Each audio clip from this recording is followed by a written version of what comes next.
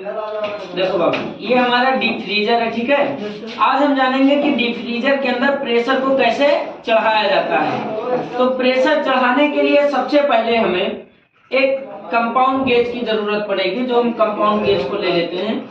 बाबू इसको पकड़ो।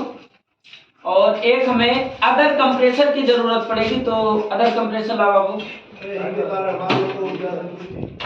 अब ये हमारा अगर यानी ये हमारा सर्विस कंप्रेसर है, तो ये हमारा कंपाउंड गेज है। तो कंपाउंड गेज की जो हमारा मेन लाइन होता है, उसको हम डीप फ्रीजर के चार्जिंग लाइन पर लगा देंगे। यानी ये हमारे डीप फ्रीजर के कंप्रेसर का ये हमारा चार्ज लाइन है। इस मेन लाइन को हम यहाँ चार्ज लाइन पर कनेक्ट कर देते हैं। इसको कुछ इस प्रकार से कनेक्ट कर देते हैं। कनेक्ट करने के बाद ये हमारे गेज का कॉमन लाइन होता है। इस कॉमन लाइन को हमें प्रेशर चढ़ाना है, तो इसे हमें डिस्चार्ज लाइन पर लगाना होगा। तो इसको हम अपने सर्विस कंप्रेसर के डिस्चार्ज लाइन पर लगा देते हैं।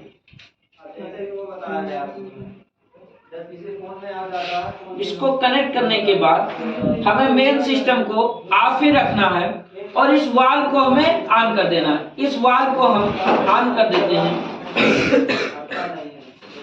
ऑन करने के बाद अब हम इस अपने सर्विस कंप्रेसर को ऑन करेंगे। ऑन करने के बाद हमें लगभग 200 से 250 psi तक हमें प्रेशर चढ़ाना है।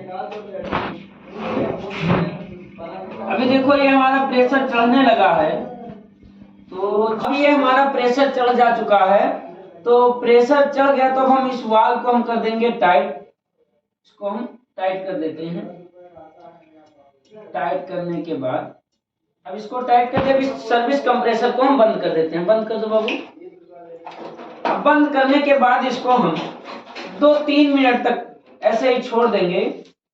यदि ये सुई हमारा घटेगा, यानी अगर ये नीचे की ओर जा रहा है, तो हम समझ जाएंगे कि सिस्टम में हमारे लीकेज है।